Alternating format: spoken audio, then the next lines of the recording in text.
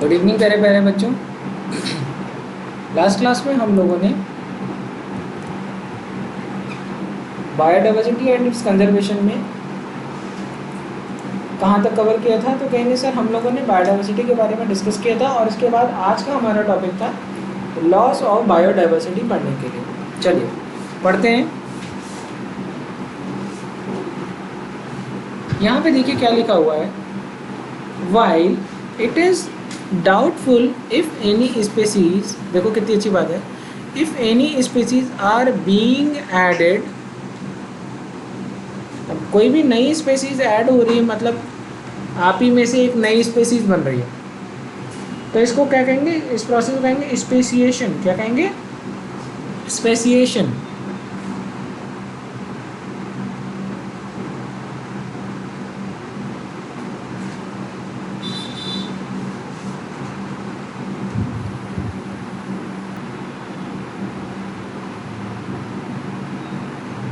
चल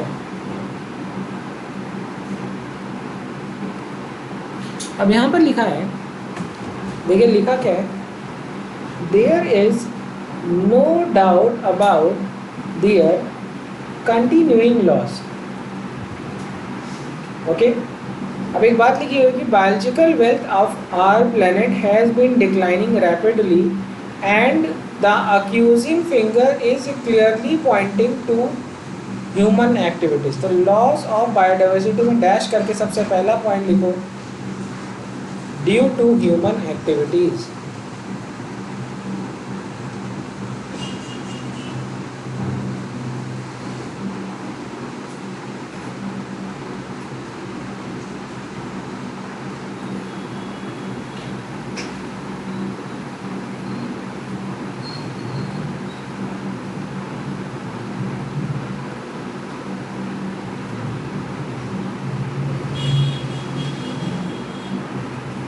अब डेटा, कुछ डेटा की बात कर लेते हैं। लिखा है देखना कितनी इंटरेस्टिंग बात है। एक आइलैंड था, Pacific island, tropical Pacific island. कौन सा आइलैंड था? Tropical Pacific island. और यहाँ पर क्या होता है कि यहाँ पर कॉलोनाइजेशन होता है by human, after human colonisation.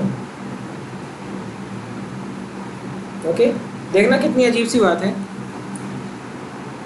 Human colonisation होने के बाद 2000 से ज़्यादा, दिस इज IUCN लिखा हुआ है, लेड टू लिखा हुआ है, extinction,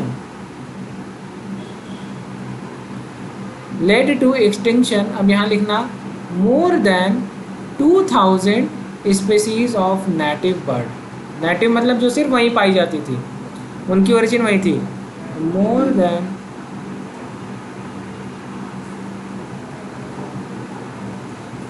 bird species they are native. दूसरा इंपॉर्टेंट देखा है, ये एक पॉइंट हो गया। ये ट्रॉपिकल पैसिफिक आइलैंड पर हुई एक्टिविटी, ह्यूमन इन्वेजन के बाद हुई एक्टिविटी का, या ह्यूमन कॉलोनाइजेशन के बाद हुई ह्यूमन एक्टिविटी की वजह से 2000 से ज़्यादा बर्ड स्पीसीज विलुप्त हो गई। ओके, अब आती है बात IUCN की रेड लिस्ट में। IUCN की रेड लिस्ट के हिसाब से, और ये रेड लिस्ट आई थी 2004 में,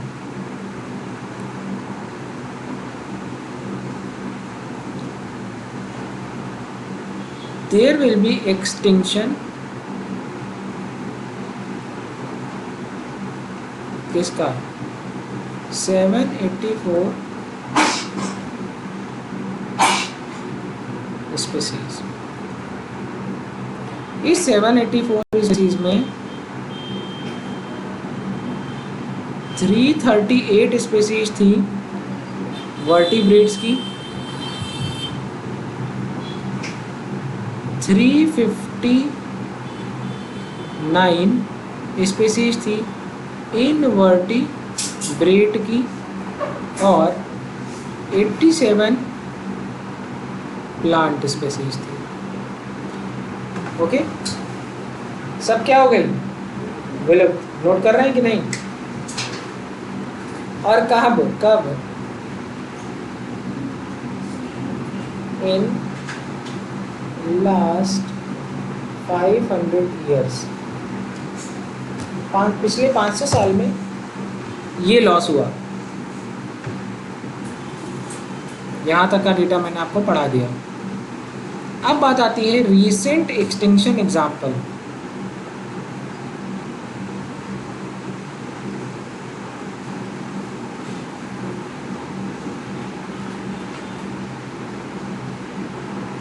सबसे पहला है डोडो, और डोडो कहाँ से? मॉरिशस से। कहाँ से? मॉरिशस।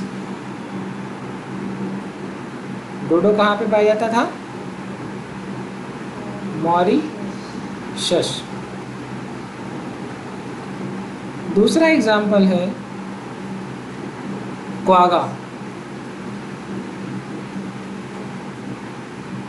ये कहाँ पाया जाता है? अफ्रीका में। इसके बाद आती है अगला डेटा है थाइलासीन।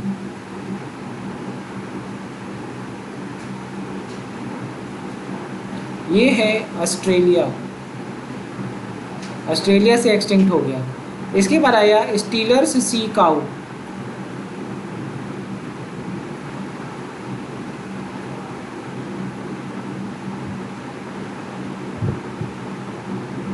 कहाँ से? Russia.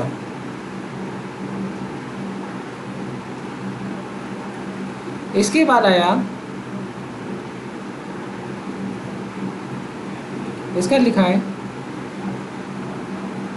3 subspecies of tiger, that is Bali, Javan और कैस्पियन। बाली, जवान और कैस्पियन, ये सब क्या हो गए? रीसेंट एक्सटिंक्शन है। ये तो ये बात हो गई। अब बात आती है पिछले 20 साल में, last 20 year alone have witnessed disappearance of 27 species.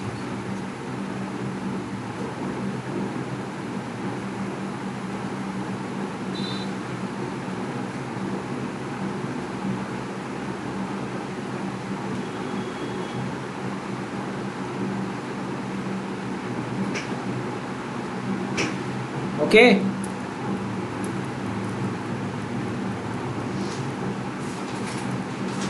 Careful record analysis पे ये देखा गया कि the extension is across taxa are not random. Some group like amphibian appear to be more vulnerable to extension. ठीक है, तो थ्रू आउट द टैक्सा हर जगह पे हर तरीके की स्पीसीज एक रेट से नहीं एक्सटिंक्ट हो रही है।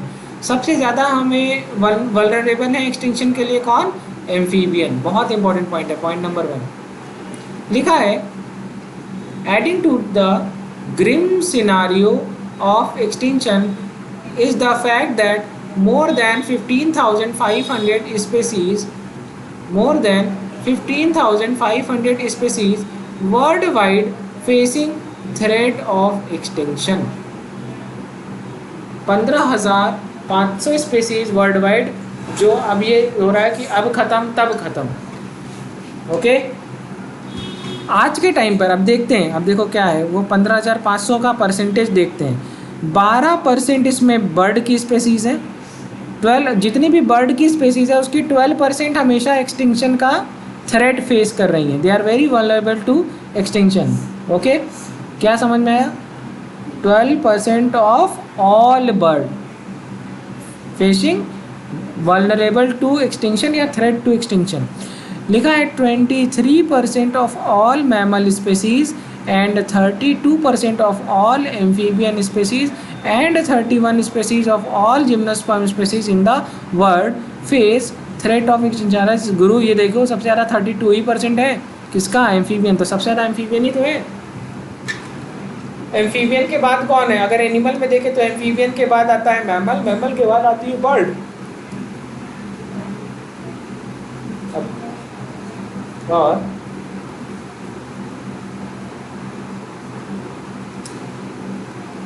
31% क्या है? जिम्नोस्पर्म। मेरी बात समझ में आ गई?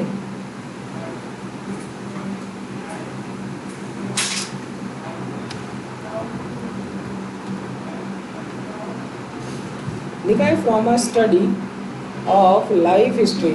जो चीज़ काम की नहीं उसको काटते जाओ, क्योंकि ये बुक में से ही डेटा आपको पढ़ना है। तो आपको कभी कभी ऐसा लगेगा पूरी पूरी बुक हर बार पढ़नी पड़ेगी, नहीं पढ़नी है।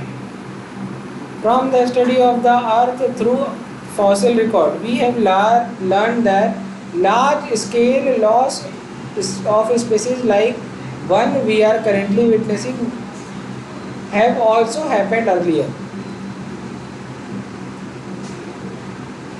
अब बात आती है तो अंतर क्या है? अरे भैया वो लॉस पिछले 3 बिलियन से ज़्यादा साल में हुआ और ये 2 ही डिकेड में ख़त्म कर देंगे, 2 सेंचुरी में। 200 साल में सारी स्पीसीज ख़त्म हो सकती है और एक 3 बिलियन ईयर टाइम का लिया ड्यूरेशन, उसमें कुछ स्पीसीज ख़त्म हुई और यहाँ 2 सेंचुरी में ही सब तबाह हो सकता है। तो अभी भी हो रही, लेकिन अब का रेट बहुत ज़्यादा है, right. Large species or loss of species like the one we currently witnessing also happened earlier, even before human appeared on the scene. So during the long period of more than 3 billion years since the origin and diversification of animal life on Earth, there were 5 episodes of mass extinction of species. और ये वाला extinction कौन सा है? 6th episode. How is the 6th episode या 6th extinction presently in progress different from the previous episode? यही exam में question आएगा, ये एक क्वेश्चन है। तो इसका पहला जवाब है, सबसे पहला जवाब है difference in rate. Current rate of extension are estimated 100 to 1000 time faster than pre human time and activities are responsible for the faster rates. दूसरा पॉइंट यहाँ पे क्या लिखा हुआ? दूसरा देखो, ecologist warn that if present rate continue nearly half of all the species of earth might die of next 100 year. Okay, क्या सीखा इसको? इसमें से क्वेश्चन आएगा तो क्या होगा?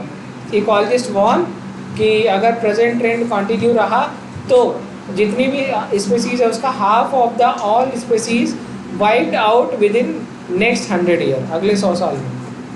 एक लिखा है कि लिखा है इन जनरल, देखो लिखा लॉस ऑफ बायोडाइवर्सिटी का सबसे बड़ा कारण क्या होता है? सबसे पहला कारण होता है द लॉस ऑफ बायोडाइवर्सिटी से क्या नुकसान है, what it will may lead to. सबसे पहला है डिक्लाइन प्लांट प्रोडक्शन, दूसरा है lower resistance to environmental perturbation का मतलब क्या है? लाइक अनिश्चितता, अनिश्चितता, अनिश्चितता, अनिश्चितता, राइट राइट, हाँ वही है अनिश्चितता।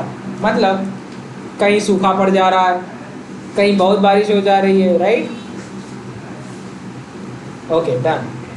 तो इससे क्या हो रहा है कि इन्वायरमेंटल जो पर्टिवेशंस हैं इनकी प्रति रेजिस्टेंस नहीं है।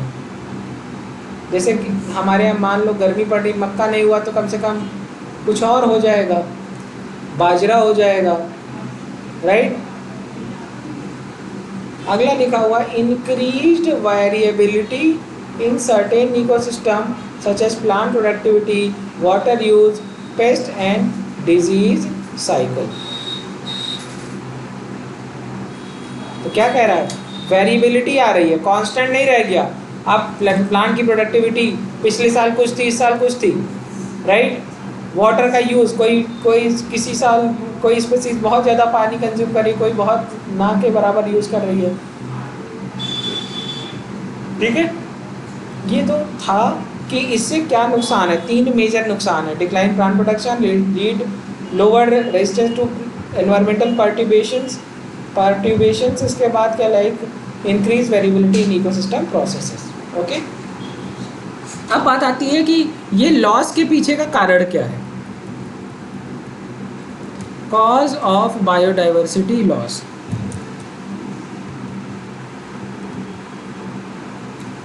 बायोडाइवर्सिटी लॉस के पीछे का कारण क्या है, आप लोग कुछ बताओगे? सबसे बड़ा कारण क्या होता है?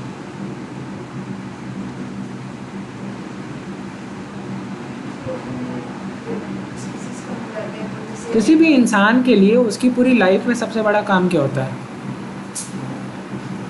घर बनवाना। क्या बनवाना? घर।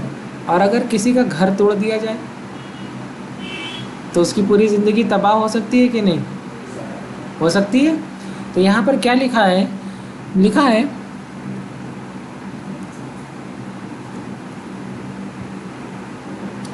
पॉइंट लिखा है, accelerated rate of species extinction that the world is facing now are due to human activities. और इसमें 4 मेजर कॉसेज हैं। इसको कहते हैं एविल क्वार्टेट। क्या कहते हैं? एविल, क्या कहते हैं? ये 4 एविल क्वार्टेट हैं।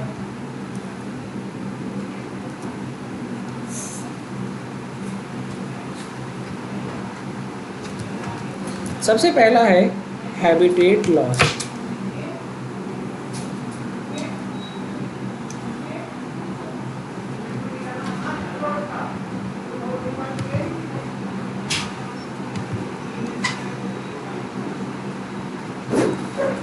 एविल क्वार्टेट शब्द को अंडरलाइन करिए, या sobriquet is the sobriquet used to describe them. सबसे पहली बात लिखी है हैबिटेट लॉस। क्या लिखा हुआ है?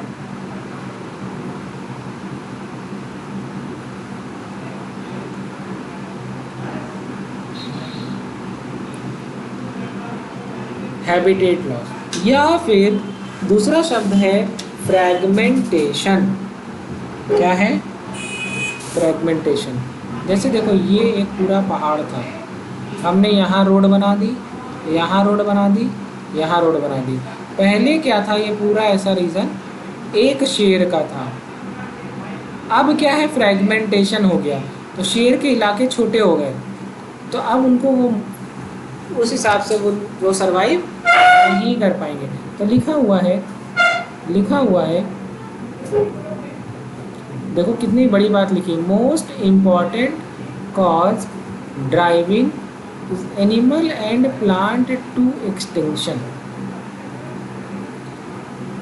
Habitat loss come from tropical rain forest.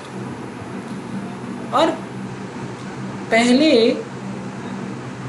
More than 14% of earth land surface पर क्या था तुम्हारा? Tropical rain forest. Once covering more than 14% of earth land surface. क्या, किसकी बात कर रहे हैं ये? Tropical rain forest. और लिखा हुआ है कि ये रेन फॉरेस्ट आज के समय में 6% से ज़्यादा लैंड एरिया नहीं कवर कर रहे हैं। तो आप समझ रहे हैं कहाँ 14%, 8% लैंड एरिया क्या हो गई? फॉरेस्ट ख़त्म। वहाँ बिल्डरों ने ज़मीन कर ले करके क्या बना दिया? घर। बात समझ में आ गई? 14% से 6%, पहला पॉइंट। तो ये 8% फॉरेस्ट जाने से वहाँ की स्पेसीज रह गई कि तबाह हो गई?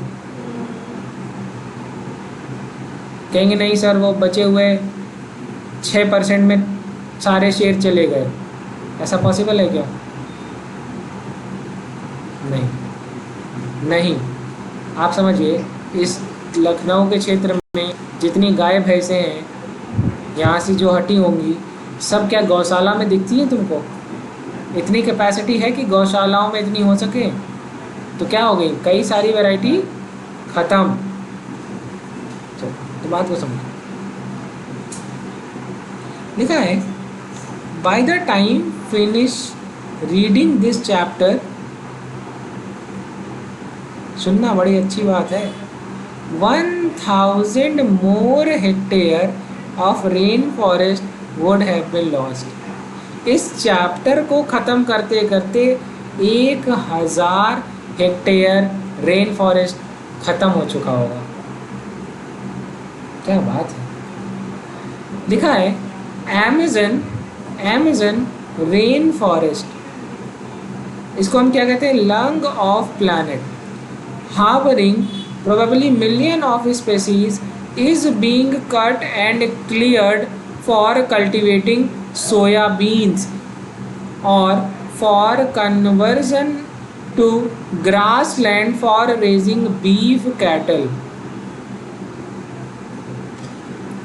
समझ में आ गया?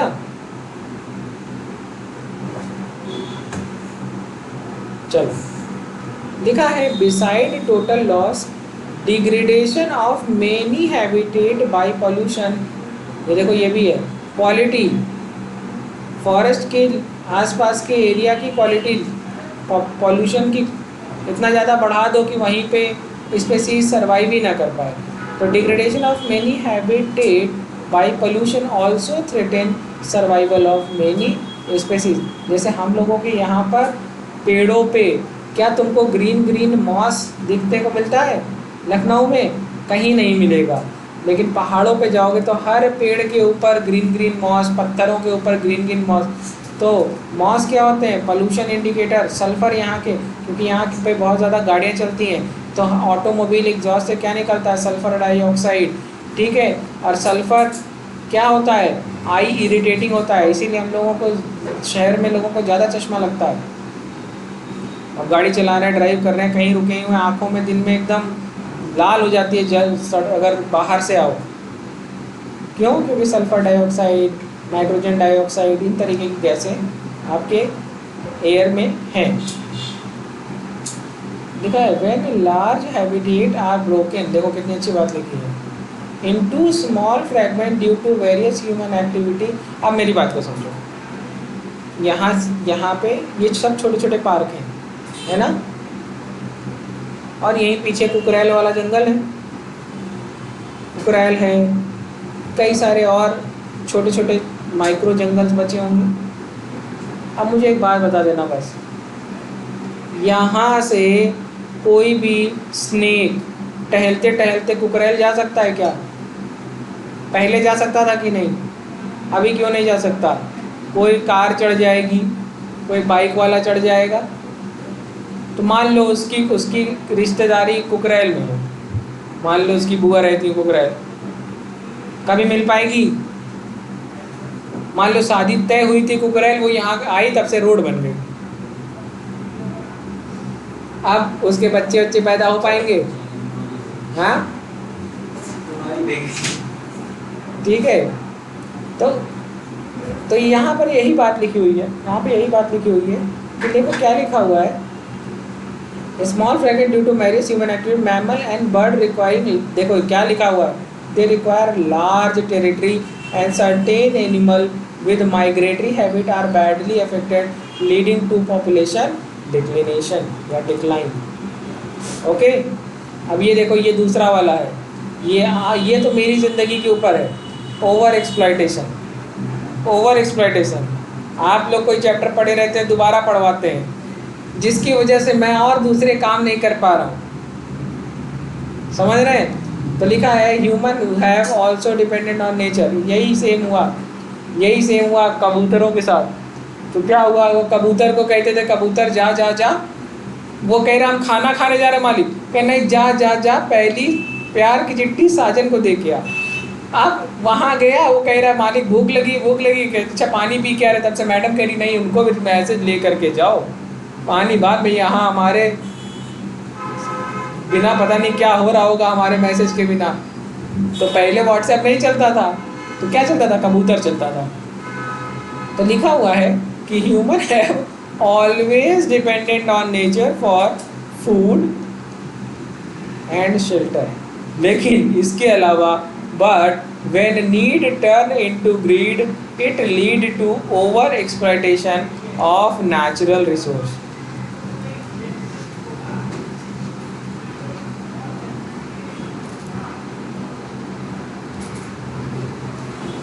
ओवर एक्सप्लॉयटेशन ऑफ, लिखा है कि बहुत सारी species, many species extinction in the last 500 year, जिसमें सबसे पहला एग्जांपल है स्टीलर सी काऊ, पैसेंजर पिजन। देख रहे हो, अब जैसे क्या मान लो इनकी शादी तय होने वाली थी, तब से मालिक कहे नहीं जाओ तुमको उस देश जाना है, चिट्ठी लेके जाना है, वहीं नहीं तो लड़ाई हो जाएगी, तो वो शादी टूट गई। तब इनकी शादी दोबारा हुई नहीं, ये सदमे में थे, फिर ये मर गए तो इनकी पॉपुलेशन ख़त्म। तो क्या हुआ कि were due to over exploitation by human presently many marine fish, ये तो बहुत ज़्यादा, ये तो आप तो देखिए कितनी ज़्यादा मेराइन फिश ख़त्म होने के कगार पे,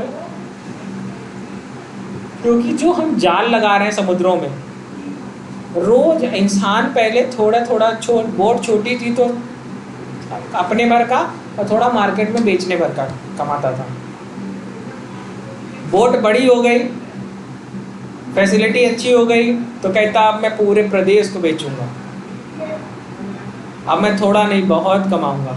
तो बहुत ज़्यादा कमाने के चक्कर में अब वो उतने रेट से वो वहाँ पे ब्रीड ही नहीं कर पा रही, ग्रो ही नहीं कर पा रही, पॉपुलेशन बढ़ी नहीं पा रही है, और आप उसको हर किसी को जाल में लपेटे बेच दे रहे हो, मार दे रहे हो। ठीक है, तो यहाँ पे क्या लिखा हुआ है कि प्रेजेंटली मेरी marine fish population around the world over harvested endangering continued existence of some commercially important species. तो क्या हो रहा है, ओवर हार्वेस्टिंग की वजह से क्या हो गई, इंडेंजर हो गई। ठीक है, क्योंकि इनका कॉमर्शियल एक्सप्लॉयटेशन बहुत ज़्यादा हो रहा है। अब बात आ रही है एलियन स्पेसीज इन्वेजन। जैसे इंडिया में अंग्रेज आए, एलियन स्पेसीज इन्वेजन, और अंग्रेज आए तो यहाँ का सब लूट पाट के सब चले गए, यहाँ का आदमी मर रहा भूखे। तो क्या हुआ कि कोई भी एलियन स्पेसीज अगर हम अनइंटेंशनली या जानबूझ करके किसी भी पर्पस के कारण हम अपने पॉपुलेशन में या किसी नेचुरल इकोसिस्टम में डालते हैं, तो वो वहाँ पर इन्वेजिव हो जाती है, जिसकी वजह से वहाँ की ओरिजिनल स्पेसीज़ क्या हो जाती है, उनकी पॉपुलेशन घटने लगती है और वो विलुप्ति की कगार पर आ जाती है। एक बहुत अच्छा एग्जाम्पल है Nile perch. It was introduce in Lake Victoria in East Africa led to eventually to the extension of ecologically unique assemblage of more than 200 species of cichlid fish in the lake। Nile perch को हमने डाला अपने lake में, किसने, lake Victoria में, east Africa में, और वहाँ पर 200 तरीके की सिक्लिड फिश की पॉपुलेशन ख़त्म हो गई। कितने तरीके की, क्योंकि ये इतनी तेज़ी से ग्रो करने लगे कि वो सब सर्वाइव नहीं कर पाए। चलिए, you must have familiar that environmental damage caused and threat posed to our native species by invasive weed species like carrot grass. ये तो हम लोग ने बहुत देखा, parthenium, lantana and water hyacinth which is Eichhornia. ये तो इसके बारे में तो आपने पढ़ा है, ये सब वीड्स हैं जिनकी वजह से क्या होता है, नेटिव स्पेसीज को बहुत नुकसान पहुँचता है। लिखा है recent illegal introduction of African cattle fish, जिसका नाम था क्लेरियास गैरीपाइनस। ये हम लोगों ने अपने एक्वाकल्चर पर्पस के लिए लाया, और क्या देखने को मिला कि हमारे इंडिया की या हमारे जो इंडिजिनस कैटफिश थी रिवर से, वो सब खत्म हो गए क्योंकि ये उनके ऊपर हावी हो गए। ओके, ये सब क्वेश्चन आएंगे एग्जाम में, याद रखिएगा। अब जरा वो से बताओ, एक एग्जाम्पल तुम लोग ने पढ़ा था ऑफरिस का, और एक एग्जाम्पल तुम लोग ने पढ़ा था फिग, उसका, हाँ फिग था ना, फिग का एग्जाम्पल पढ़ा था। तो वो को इवॉल्व कर रहे थे, तो अगर एक ख़त्म होगा तो दूसरा भी ख़त्म हो जाएगा ना। देखो when species become extinct the plant and animal, देखो लिखा हुआ है जब भी कोई स्पेसीज जाएगी तो उस पर डिपेंडेंट प्लांट या एनिमल इस species associated with it in an obligatory, और दो तरीके का न्यूट्रिशन होता है, एक होता है ऑब्लिगेट, ऑब्लिगेट क्या पैरासाइट हो, जैसे पैरासिटिज्म में आपने पढ़ा था, ठीक है। क्या ऑब्लिगेट क्या होता है, परजीवी, उसी पे डिपेंडेंट है, ठीक है। म्यूचुअलिज्म टाइप की बात है, तुम हमको कुछ दे रहे हो बदले में तुमको कुछ मिल रहा है, ठीक है। ऑब्लिगेटरी वे ऑल्सो बिकम एक्सटिंक्ट, लिखा है जब अगर होस्ट फिश एक्सटिंक्ट हो जाएगी तो उस पर डिपेंडेंट पैरासाइट भी क्या होगा, ख़त्म हो जाएगा। अगला एग्जांपल है लाइक को इवॉल्व प्लांट पॉलिनेटर म्यूचुअलिज्म, मुझे तो लगता है कि आपको आता भी है। अगर उसमें से कोई एक ख़त्म होगा तो दूसरा भी ख़त्म हो जाएगा। हाँ चलो, ये तो था को एक्सटेंशन तक की सारी बात। देखो हर पॉइंट एक क्वेश्चन है, कई बार जा के लिख लिख के पढ़ना, तभी से रिवाइज होगा, तभी याद रहेगा, और हर दूसरे तीसरे दिन एक बार इसको ज़रूर याद करना। चलो अब बात आती है बायोडाइवर्सिटी कंजर्वेशन की। किसकी बात आती है, बायोडाइवर्सिटी कंजर्वेशन की। अब यहाँ पर एक बात लिखी है नैरो यूटिलिरियन और एक लिखी है ब्रॉड यूटिलिरियन। बस चैप्टर ख़त्म होने की कगार पे है।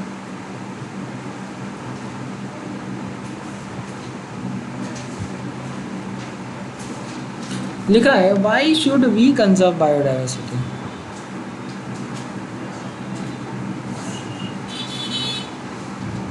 आयुषी, तुम पीपल के पेड़ को बचाओगी कि आम के पेड़ को? आम के पेड़ को। सौम्या, तुम कौन सा पेड़ बचाना चाहोगे? दोनों। तुम बहुत नैरो सोच रही हो, बहुत छोटा सोच रही हो, सिर्फ अपना फ़ायदा देख रही है, जिसको कहते हैं नैरो यूटिलिरियन। दूसरा है ब्रॉडली यूटिलिरियन, ये सोच रही है अरे पेड़ पत्ती रहेगी, चिड़िया आएगी, वो भी रहेगी, ठीक है, बहुत सारे कीड़े रहेंगे, ठीक है।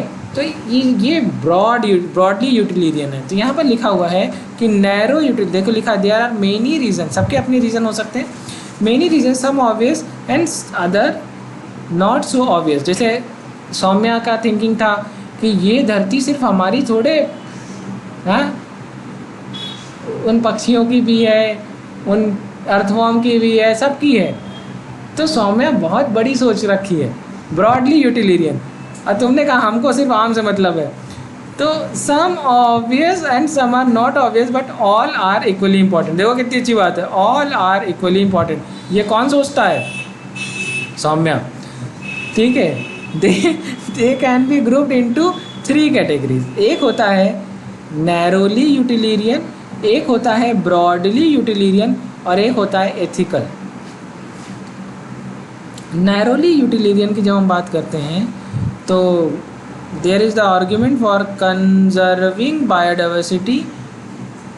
अब यहाँ पे देखो क्या लिखा हुआ है, क्यों कंजर्व करना चाहिए। तो देखो इंसान आयुषी, देखो तुम्हारी वजह से ये तुमने यही सोचा था, human derive countless direct economic benefit. तो नैरो यूटिलिरियन वाले पर्सपेक्टिव से हमको जो भी चीज़ हम कंजर्व कर रहे हैं उसका भैया इकोनॉमिक लेवल पर बेनिफिट देखने को मिलेगा फ्रॉम द नेचर। जैसे कि food like cereal, pulses, fruit. दूसरा है इकोनॉमिक बेनिफिट फायरवुड के फॉर्म में। तीसरा इकोनॉमिक बेनिफिट है फाइबर के फॉर्म में। चौथा इकोनॉमिक बेनिफिट है कंस्ट्रक्शन मटेरियल के फॉर्म में। पांचवा इकोनॉमिक बेनिफिट है इंडस्ट्रियल प्रोडक्ट के फॉर्म में like tannin, lubricant, dye, resin, perfume. और पांचवा क्या है, product of medicinal importance, right. लिखा हुआ है कि more than 25% of the drug currently sold in the market are derived from 25,000 species of plant contribute to traditional medicine used by native people around the world। तो भैया 25,000 से ज़्यादा तरीके की प्लांट से 25% मेडिसिन बन करके आती है मार्केट में, okay. Nobody knows how many more medicinally useful plant there in tropical rainforest waiting to be explored, okay। अब बात आती है with the increasing resource put into bioprospecting that exploring molecular genetic species level diversity for the product of economic importance nation endowed with rich biodiversity. और जाहिर सी बात है, जैसे हमारा भैया भारत सोने की चिड़िया क्यों था, क्योंकि हमारे यहाँ पर भैया बायोडाइवर्सिटी बहुत ज़्यादा थी, और इसी बायोडाइवर्सिटी की प्रॉस्पेरिटी की वजह से हमें बहुत ज़्यादा बेनिफिट्स भी मिले, राइट। और इसीलिए इंडिया में आयुर्वेदा आया, राइट। अब बात आती है सौम्या के पर्सपेक्टिव से, that is broadly utilitarian. Broadly utilitarian argument, biodiversity play a major, सबसे पहले बात भैया, biodiversity play a major role in ecosystem services with nature provide. लिखा है the fast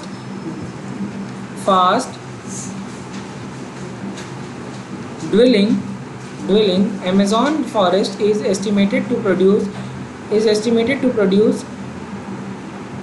20% of total oxygen in the earth, lung of planet भी कहते हैं। चलो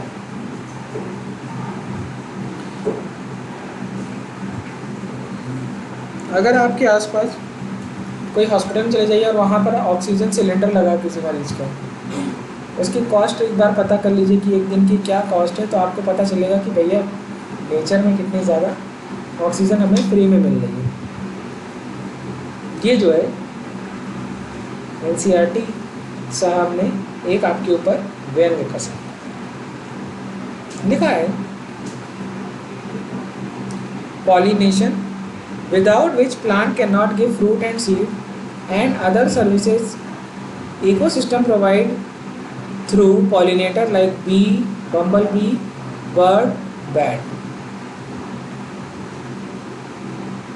अगर तुमको जा जाके 2 फूलों का परागण करना हो, दिन भर तुम्हारा यही काम हो कि खेत के 500 फूलों को जाकर परागण करके आओ, जाओ उसमें पॉलिन छिड़क के आओ, कितना गुस्सा आएगी। वो फ्रूट खाने का मन करेगा तो इससे अच्छा हम पत्ती खा लेते हैं, यही कहोगे ना, जड़ खा लेंगे हम, नहीं खाएंगे जाओ। तो रीज़न ये है कि भैया ये प्लांट देखो, बी, बम्बल बी, ये सब ये काम करके फ्री में कर देते हैं। कैसे कर देते हैं? फ्री में। अगला लिखा हुआ है what will be the cost, बहुत ज़्यादा हो जाएगी। तुमको जा करके एक फूल को ऐसे ऐसे करना हो, आओ फूल तुम्हारा परागण करे, पुरानी पिक्चरों में मूवी की तरह नहीं देखे थे, 2 सूरजमुखी फूल होता था, परागण कर रहा होता था। What will be the cost, there are the other intangible benefit that we derive from the nature. ये देखो भैया, सौम्या कह रही सर कितने खूबसूरत पीपल के पेड़ हैं। सौम्या ने प्रोडक्टिविटी की जगह खूबसूरती को भी एक वैल्यू ऐड की, ब्रॉडली यूटिलिरियन। तो क्या है, aesthetic pleasure of walking through thick would, watching spring flower in the full Bloom, waking up to bulbul song in the morning, we put price tag on such thing। बताओ आयुषी।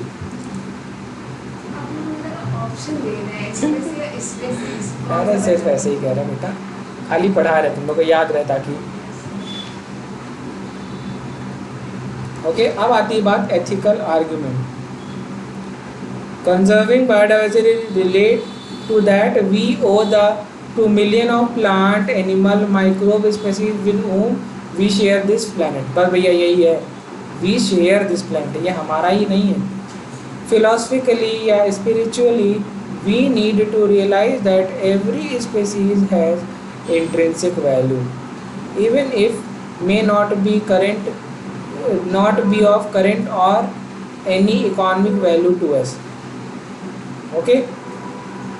तो people का पेड़ हमारी lifestyle में कोई economic value add नहीं कर रहा था, फिर भी वो हमारे लिए इम्पोर्टेंट है, राइट। तो ये क्या है भैया, एथिक्स के, ये हमारे एथिक्स कहते हैं। हम लोग तो पूजा करते हैं पीपल के पेड़ की, इंडिया में लोग तो पूजा भी करते हैं, हम लोग तो बहुत अच्छे लोग हैं, हम लोग हर तरीके के पेड़ों की पूजा करते हैं। We have a moral duty to take care of well being and even money plant, जिसके लगाने और ना लगाने से भी मनी नहीं आ रही, तब भी उसकी पूजा कर रहे हैं, उसको भी लगा रहे हैं। बस कोई ये कहते कि ये पेड़ से ये फ़ायदा होगा, गांजा लगाओगे तुम हैं, गांजे का पेड़ लगाओगे बेटा, सरकार उठा ले जाएगी। कई सारी इंटरनेशनल कंट्रीज़ हैं जहाँ लोग इलीगली अपने घर में गांजा का पेड़ लगाते हैं। हाँ,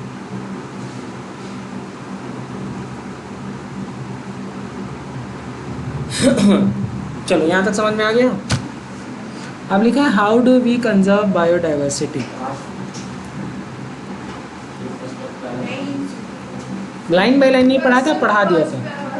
हाँ, लाइन बाय लाइन नहीं पढ़ा था, लेकिन बस आपको थोड़ा सा थॉरोली बता दिया था। लिखा है in situ conservation. Faced with conflict between development and conservation, many nations find it unrealistic and economically not feasible to conserve all the biological wealth। सच बात है भाई, इंडिया में पेड़ पत्ती पहाड़ थी थे जिसकी वजह से अंग्रेज हम लोगों को पिछड़ा कहते थे। आज हमारी रोड दिखती है तो अब हम लोग मिडिल उसमें आ गए ना, मिडिल इकोनॉमिकली।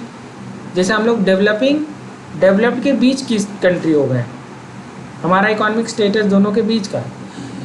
तो क्या है कि भैया इसकी वजह से हमने कितना बायोलॉजिकल वेल्थ को भी लूज़ किया है, राइट। चलो कोई बात नहीं। Invariably number of species waiting to be saved from extension far exceed the conservation resources available on the global basis. The problem has been addressed to and emitment conservationists they identified for maximum protection biodiversity hotspot। ये वो reason होते हैं जहाँ पर species richness बहुत ज़्यादा होती है और यहाँ पर कुछ ऐसी स्पेसीज पाई जाती है जो सिर्फ वहीं पाई जाती है। इसको कहेंगे endemic species that are confined to the region and not found anywhere else. Initially 25 biodiversity hot were identified, but subsequently 9 more added। तो भैया 25 + 9 कितना हो गया? 25 × 5 = 30, 30 × 4 = 34। तो बायोडाइवर्सिटी हॉट स्पॉट कितने हो गए? 34। याद रखिएगा। तो लिखा हुआ है कि total number of biodiversity hot spot in the world is 34। Okay, पहले 25 थे, बाद में 9 और ऐड किए गए। लिखा है व्हाट इज हॉट स्पॉट। ये ऐसे हॉट स्पॉट में भी लोग दखल कर रहे हैं, वहाँ पर भी जा के, जबकि उसको भैया गवर्नमेंट ने कहा नहीं यहाँ कोई कुछ नहीं करेगा, वहाँ पे भी जा के खेत काट के वहाँ पे क्या बना रहे हैं? खेत, सोयाबीन बो रहे हैं, नारियल बो रहे हैं, कहते हैं यही लगाएंगे यही रहेगा। दूर दूर तक आपको भैया नारियल के पेड़ ही दिखेंगे। ठीक है, तो लिखा है कि इंडिया में भी 3 हॉट स्पॉट हैं, जैसे कि वेस्टर्न घाट है हमारा। लिखा है 3 ऑफ दीज हॉट स्पॉट, 34 में से 3 का नाम लिया है एनसीईआरटी ने। इंडिया में आपका वेस्टर्न घाट है, दूसरा है श्रीलंका में इंडो बर्मा और हिमालय। हिमालयन जो है region cover exceptionally high biodiversity reason.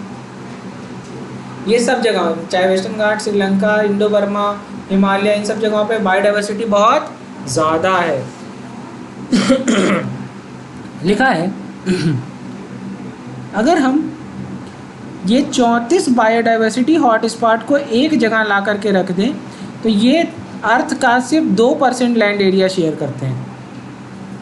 कितना? 2%। लेकिन number of species they collectively harbour is extremely high and strict protection to these hotspot reduce the ongoing mass extension of 30%। भैया गवर्नमेंट ने इसके ऊपर एकदम सख्त पाबंदी लगा दी कि अब यहाँ पर कोई छेड़छाड़ नहीं करेगा, जिसकी वजह से जो मास एक्सटेंशन 30% तक कम हो गया। ठीक है, अगर मैं बात करता हूँ इंडिया की, तो ecologically unique biodiversity rich region are legally protected by as biosphere reserve. Biodiversity hot spot पीछे पड़ा, अब हम लोग पढ़ रहे हैं इंडिया में। अब इंडिया में क्या क्या तरीके अपनाए गए? सबसे पहला तरीका था बायोस्फीयर रिजर्व, दूसरा तरीका था नेशनल पार्क और तीसरा तरीका था सेंचुरीज बनाना। इंडिया में 14 बायोस्फीयर रिजर्व हैं, 90 नेशनल पार्क है और 448 वाइल्ड लाइफ सेंचुरीज हैं।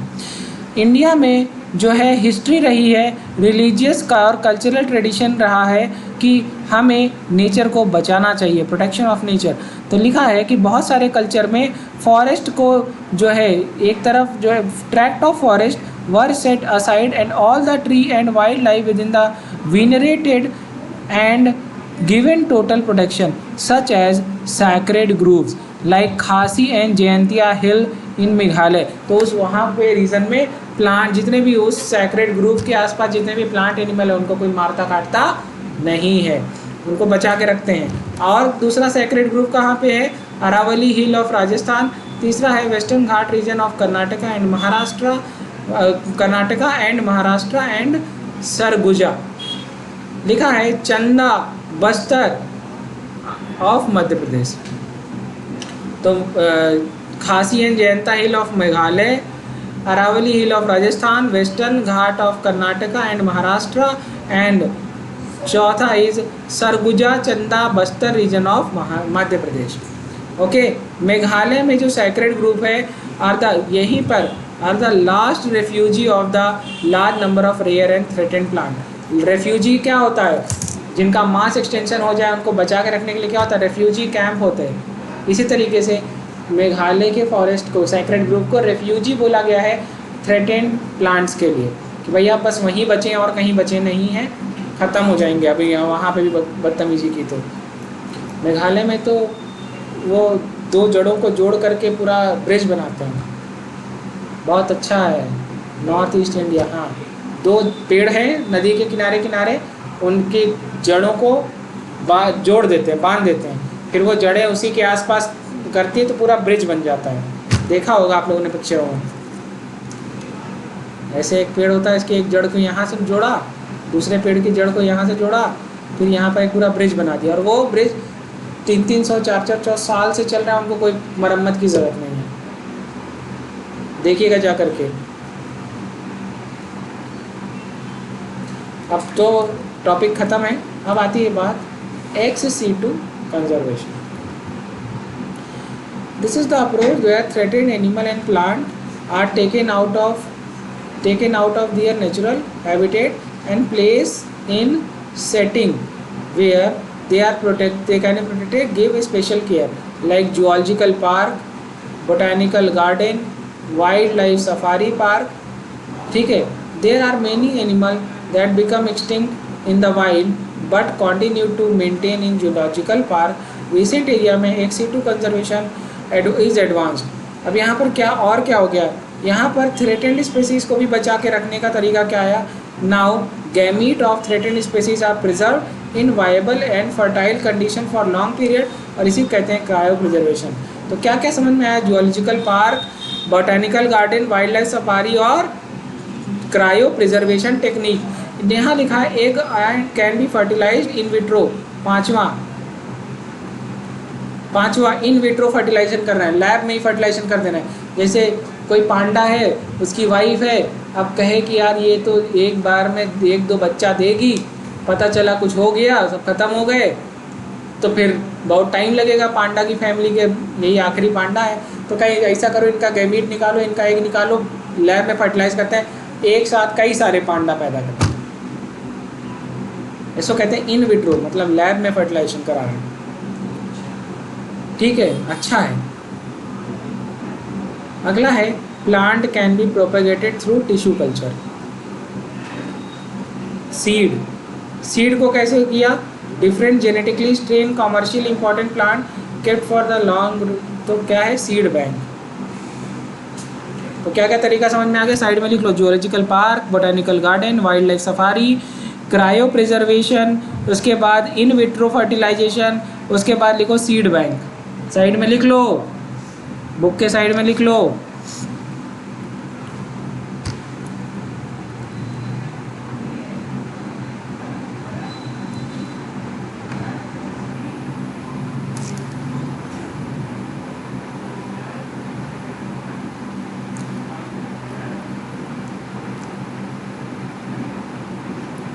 लिखा है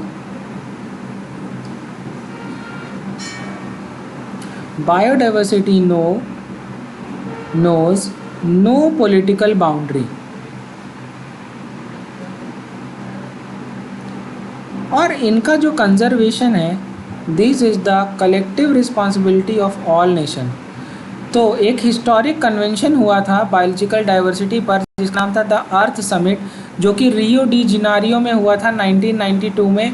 और इसमें बहुत all the nation take appropriate measure, उसमें बात हुई थी कि भैया सब लोग को बायोडाइवर्सिटी को बचाना सबका काम है और हमें सस्टेनेबल यूटिलाइजेशन इनका करना है और इनसे बेनिफिट भी लेना है।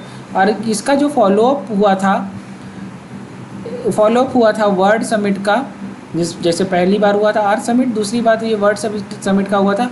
इसमें हमने सस्टेनेबल डेवलपमेंट, जो कि 2002 में हुआ था, पहला बार कब हुआ था 1992 में, दोबारा कब हुआ था 2002 में, और इस बार मेज़बानी की थी जोहान्सबर्ग साउथ अफ्रीका ने। और इसमें 190 कंट्रियों ने कमिटमेंट किया था कि 2010 तक हम बहुत ही ज़्यादा जिस करंट रेट से बायोडाइवर्सिटी लॉस हो रहा है उसमें हम बहुत ज़्यादा गिरावट लेकर के आएंगे ग्लोबल, रीजनल और लोकल लेवल पर। बात समझ में आ गई? इसी के साथ ये चैप्टर आपका समाप्त हुआ। मुझे पूरी उम्मीद है कि आपने इसको अच्छे से समझ के पढ़ा होगा। नेक्स्ट चैप्टर आपका सिलेबस का लास्ट चैप्टर होगा और इसी के साथ आपका सिलेबस ख़त्म हो जाएगा। तो कैसा लग रहा है कि बिल्कुल आखिरी चैप्टर के करीब आ गए हैं और आपका सिलेबस ख़त्म के होने के कगार पे है। हालांकि इसमें एक्सटिंक्शन नहीं कहेंगे, इसको द एंड कहेंगे, ठीक है। तो अच्छा है, 2 दिन के अंदर, 2 से 3 दिन के अंदर आपका बायोलॉजी का सिलेबस ख़त्म। Thank you.